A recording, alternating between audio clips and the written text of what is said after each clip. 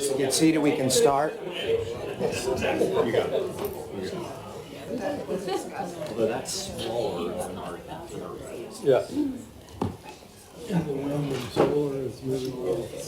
This is the installed today. Just received Jim will be back in probably 7 minutes, something like that. He's on his way back. His daughter's team won 3-0. So they played in state finals, I think, on Sunday. So That's great. it's great. I'd like to call to order the meeting of the full board. Let's start by standing and saying the Pledge of Allegiance. Rachel Sheridan, will you please lead us? Allegiance to the flag of the United States of America and to the republic for which it stands, one nation, under God, indivisible, with liberty and justice for all. Thank you very much. The first agenda item is approval of the February 29th and March 1, 2024 and the May 10, 2024 meeting minutes. May I have a motion to approve? So moved. Do we have a second? All in favor say aye. Aye. Opposed? Great, thank you. Next, we have 3 action items. First, a commending resolution for our outstanding faculty representative, Tish Jennings. A memorial resolution for a former board member, the Honorable Thomas J. Bliley, Jr., and then approval of the Miller Center Governing Council appointments. Ms. Pillion, will you please read the resolution for Professor Jennings?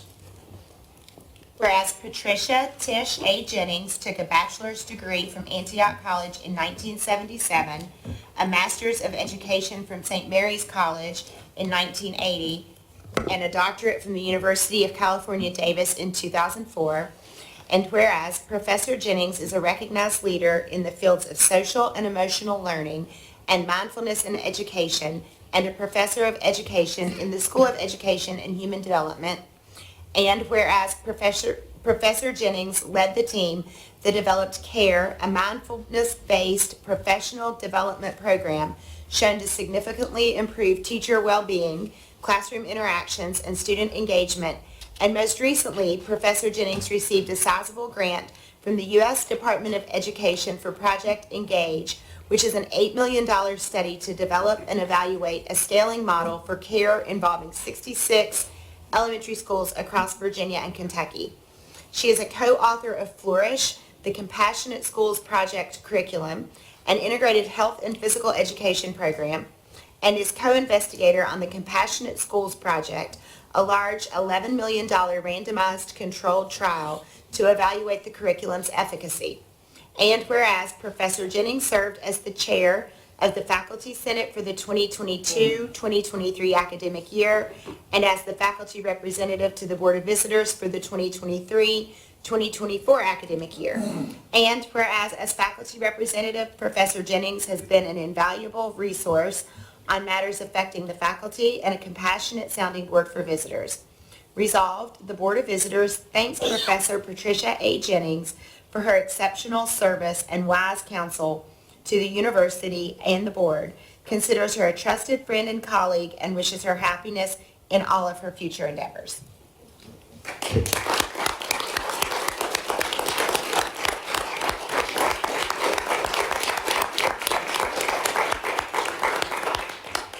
I take that as a motion to approve, but we need a motion to approve, so do we have a motion? So moved. A second? Second. All in favor say aye. Aye. Opposed? Thank you. Mr. Murray, will you please read the resolution for Visitor Emeritus Thomas Bliley? Memorial resolution for the Honorable Thomas J. Bliley, Jr.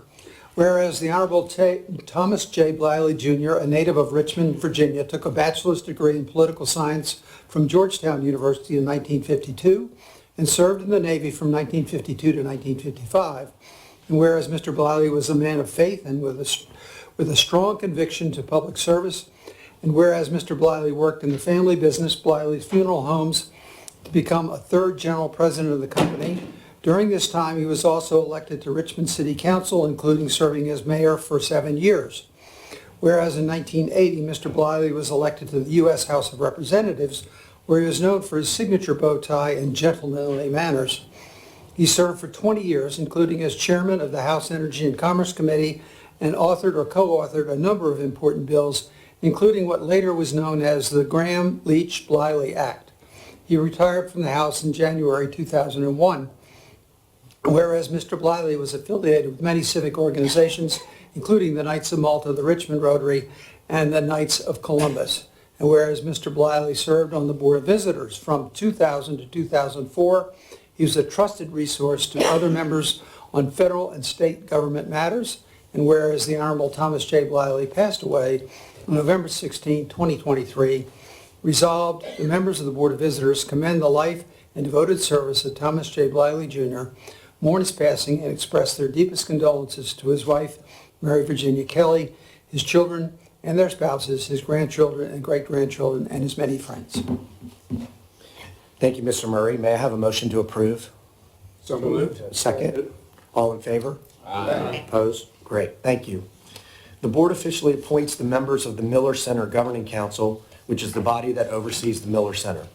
You have appointments in your materials that were recommended by the members of the Governing Council and the Miller Center Director. Do we need any discussion regarding the motion or resolution? If not, may I have a motion to approve? So moved. A second? Second. All in favor, say aye. Aye. Opposed? Great. These are my remarks. This is the final meeting of 5 of our members who have all served for 8 years. We will recognize them formally in September, but I want to take a moment to acknowledge their extraordinary work as members of this board. Mark Bowles, who chairs the committee on the college at Wise, he pushed us to convene at Wise this spring, which was an enlightening trip. I hope every member of this board will make the effort to go to Wise. The college has been a significant asset to the Commonwealth and to the university. I also want to thank Mark for lending his state government expertise to the board. It has been invaluable. Elizabeth Cranwell, who championed the College at Wise and the work UVA is doing in Southwest Virginia as the chair of the College at Wise Committee, and then Elizabeth moved on to take the reins of the Committee on Academic and Student Life. She has been a strong and vocal advocate for more effective advising services for students, and she has worked hand in glove with the Provost's office and others to implement improvements. She has consistently been a strong voice, both at UVA and at Wise, and her legacy will be long-lasting. Tom D. Pasquale, who has also been an amazing advocate for the college at Wise. He was recognized this year with the Crockett Award, which is given to a person in the UVA community who has gone above and beyond to support the work of the college. In addition, as chair of the Audit, Compliance, and Risk Committee, Tom has led us through some significant challenges, and we appreciate his efforts. Babar Latif, who has chaired both the Audit, Compliance, and Risk Committee and the Health System Board. We appreciate Dr. Latif's work in both areas, particularly his significant time on complex health system matters, from joint ventures to faculty issues. The past few years have been ones of growth and change for UVA Health, and Babar has met the challenges. And Bob said something earlier about our esteemed colleague Jim Murray, but I'll add some. He served as rector for 2 years, including during the pandemic, and some of you may not know, he also served as rector at his alma mater, the College of William and Mary. He was also vice rector on the Board of Visitors and chair of the Finance Committee. Jim has been a true leader of this board, and his work on UVIMCO and with the financial areas of the university are especially notable. He also championed the Karsh Institute and our work on democracy and many other areas. We owe Jim a huge debt of gratitude, and I, for one, will miss his wise counsel, but I promise you I will continue to call you. So I'd like to give every one of those members a round of applause.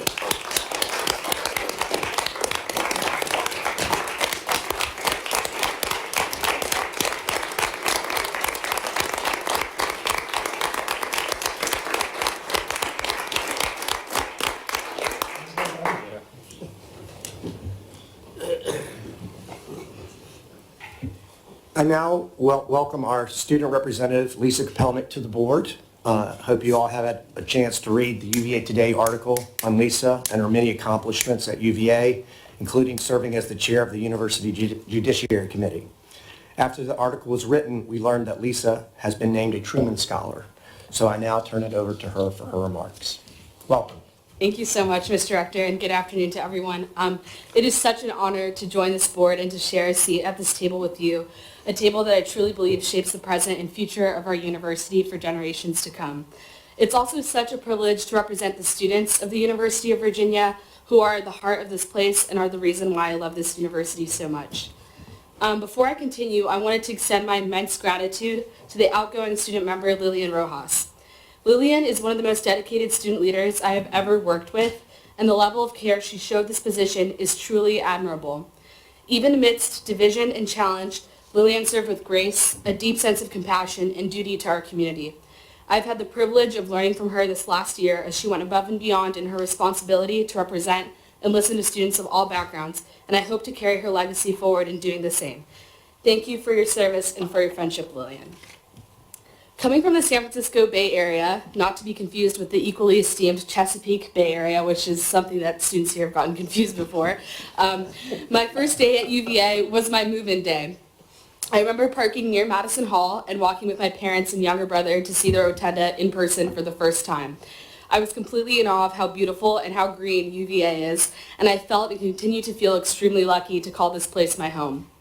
A few days later at convocation was when I truly began to understand what it means to be a Wahoo, to be a part of the UVA family, to uphold honor and our community of trust, to understand our history, to be intellectually curious, and what has shaped my experience here the most, to participate in the tradition of student self-governance.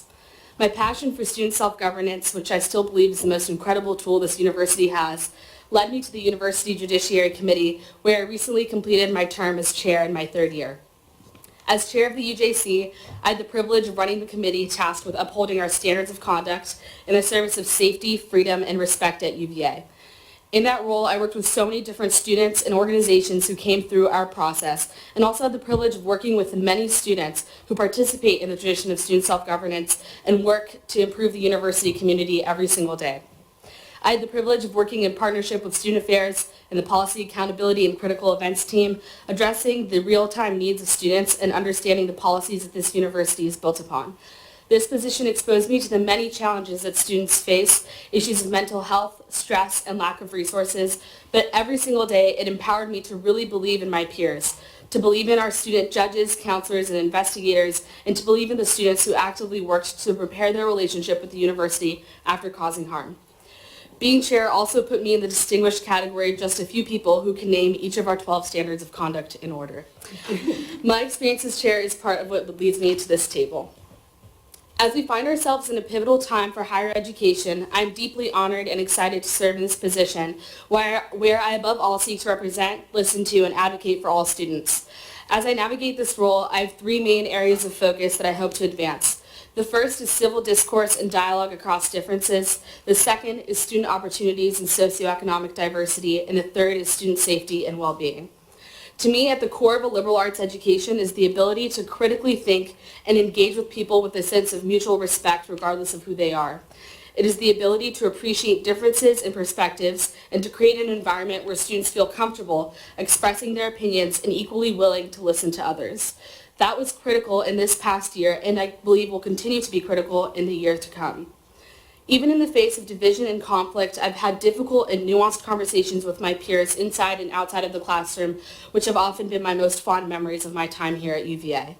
I truly believe that the culture of civil discourse is in many ways what makes UVA special, and we have to work to ensure this value does not erode.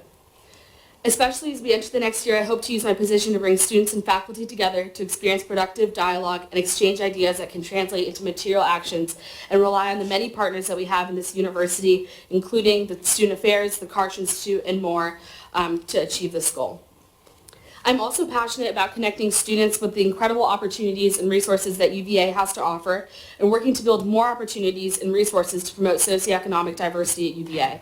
As students, we are deeply excited about and grateful for the remarkable progress made by the expansion of Access UVA and the commitments that UVA has made to support first-generation and low-income students. As a student member, I look forward to connecting with students to better understand how the university can provide material support while already on grounds to ensure that every student has access to the same opportunities while here. Many students have expressed challenges with participating in high-cost extracurricular activities or time-consuming and unpaid activities, and I look forward to expanding awareness about the already available resources such as the Cavalier Fund while working to build more ways for students to have access to the funding and support they need to make the most of their UVA experience. Finally, it is a priority of mine to address concerns of student safety and well-being. As chair of the UJC, I saw every single day firsthand how issues of safety affect everyday life here, including students' ability to feel comfortable in their own homes and when around. We must continue to work to ensure that every student feels safe and feels that they belong here. Additionally, I've heard of students finding it difficult to access the necessary mental health resources on grounds, and I hope to continue to build on the university's commitment to fulfilling this need, and I'm grateful to all the work that has already been done in this service. I look forward to continuing university-wide conversations on safety and mental health, and to meeting with students to understand their experiences related to these issues.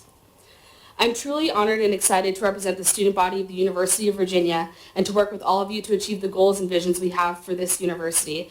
I truly believe that as we commit to our values and our mission at this place, we can rise to meet this moment and we can surpass the need. I deeply appreciate the opportunity to uplift this tradition of student self-governance and to make a difference in this place that has already given me so much. Thank you, and I look forward to working with you this year.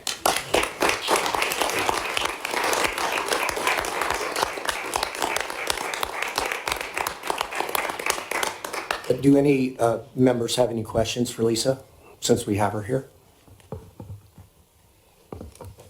No? Okay, thank you. Now I'd like to ask Michael Kennedy to provide his remarks. Michael's a professor in the School of Education and Human Development and chair of the Faculty Senate. These will be his final remarks as the chair of the Faculty Senate, because on July 1, he will assume the position of faculty representative to the board, which we look forward to working with you in that capacity also. So Professor Kennedy. Thank you, Mr. Rector. I'd let the record show I've requested that I not have to go after the tremendous student representatives every time. Maybe we can make a note of that. Okay, will do. Welcome to. First thing is thank you for all of you, as always, for your service. I'm very excited and honored to become the faculty representative. A big thank you to one of my mentors, Tish Jennings, who's done such a great job on behalf of the Senate, on behalf of all faculty. Take a break. You've earned. I will. I know. I'm excited to announce to you our new Faculty Senate Chair is Professor Jim Lambert. Jim is a professor of engineering, and I've been working closely with him this past year as our chair-elect.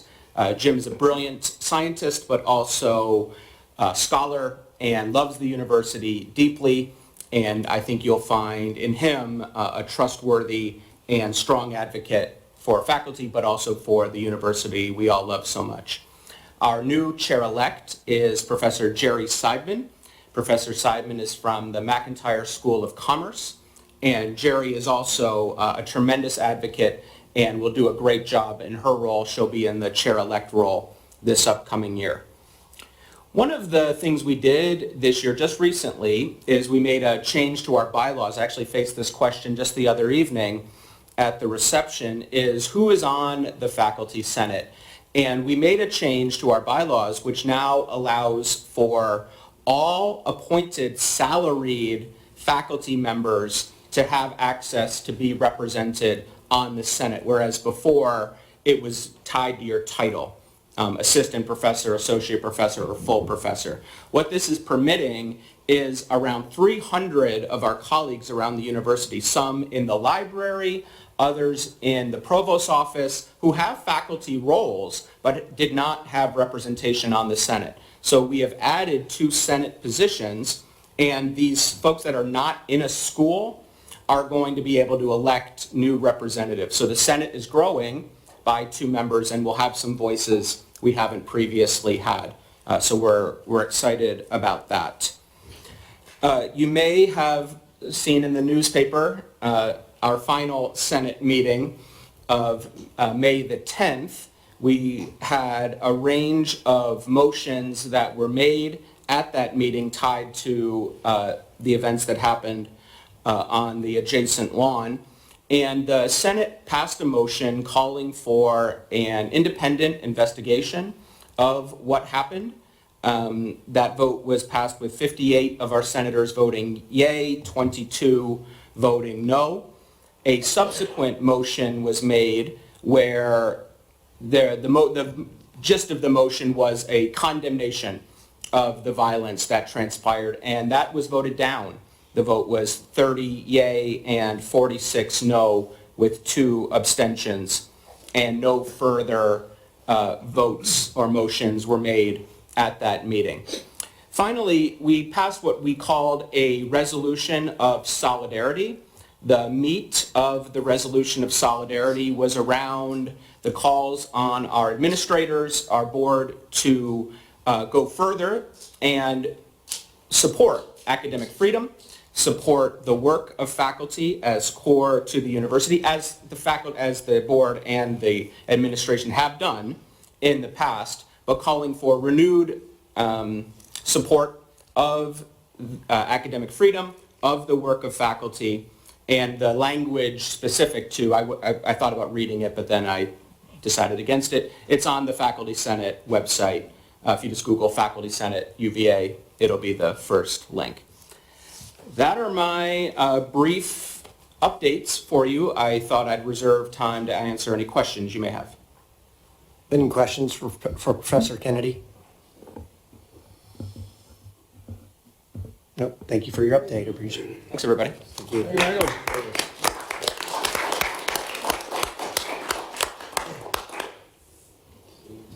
See you. Houston, Be good. I think we're done. We're going to closed session, right?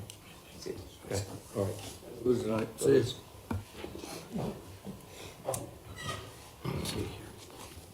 So we're now going to go into closed session.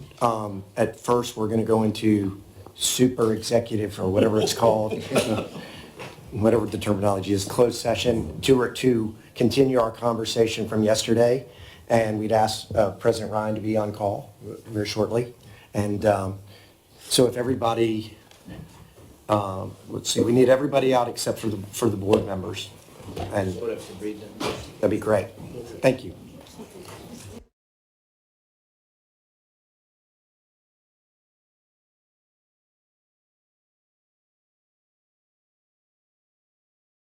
Thank you. Susan has, okay. Did you really? Like, you know what? I used to do that too. Mr. Rector, I move that the Board of Visitors go into closed session to consult with legal counsel and receive legal advice without specific legal and regulatory matters, including potential and actual litigation, negotiations, and legal settlements and privileged reviews of actions that are subject to criminal and civil proceedings, where discussion in a public meeting would adversely affect the negotiating and litigating posture of the university, to discuss and consider elections and appointments, promotions, salaries, resignations, retirements of the academic faculty and administrators, and to conduct annual evaluation of the president, and to discuss actions by university officials to protect the safety and security of persons on and around the grounds of the university. The relevant exemptions are Section 2.2, 3711A1, 2, 7, 8, and 19 of the Code of Virginia. We have a motion to go into closed session. Do we have a second? Second. All in favor, say aye. Aye. Opposed? Great. I just want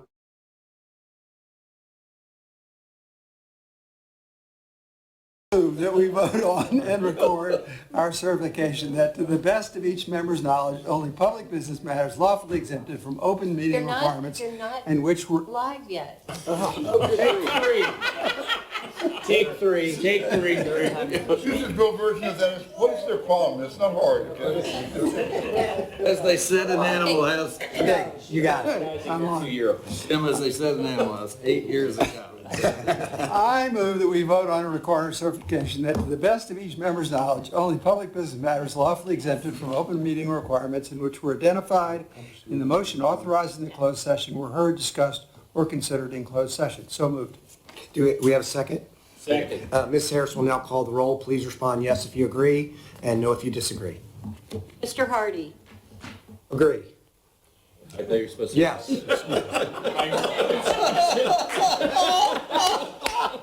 Late in the day. Who's on first? Mr. Brown. Yes. Mr. Blue. Ms. Cranwell. Yes. Mr. De Pasquale. Yes. Mr. Ellis. Yes. Mr. Harris. Yes. Dr. Lateef. Yes. Dr. Long. Yes. Mr. Murray. Yes. Mr. Now. Yes. Mr. Payne. Yes. Ms. Pillion. Yes. Ms. Sheridan. Yes. Mr. Wetmore, Yes. Ms. Jennings, Ms. Kopelnik.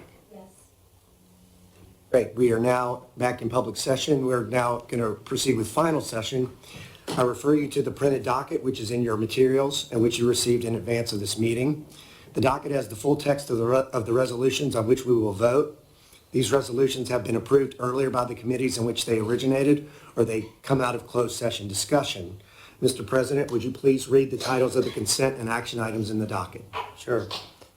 Renaming the White Burkett Miller Professorship in Government and Foreign Affairs the White Burkett Miller Professorship in Public Affairs and adding 2 seats.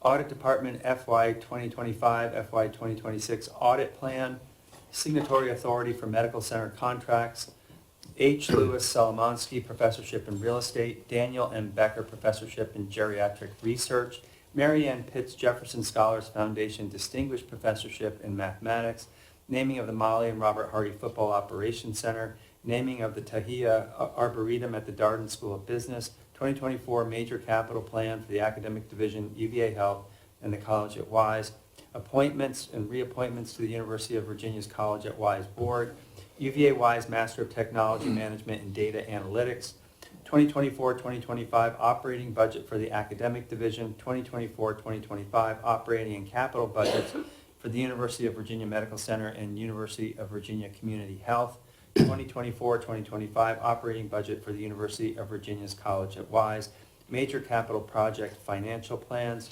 and signatory authority for academic division contracts. Thank you, Mr. President. Before I ask for a motion, if anyone wishes to vote no or abstain on any individual item in the docket, please say so now and please identify the item or items. I would like to say before I vote that I would like to recuse myself from the naming of the Football Operations Center. I don't think that would be appropriate. So to vote on that. So so now if we could have a motion to approve the consent and action items in the docket, the faculty personnel action items, and the resolution on presidential compensation for 2024 to 2025. So moved. We have a second? Second. All in favor, say aye. Aye. Opposed? Great. Is there any other business or items for discussion? If not, we're adjourned. Thank you. Pleasure. Absolutely.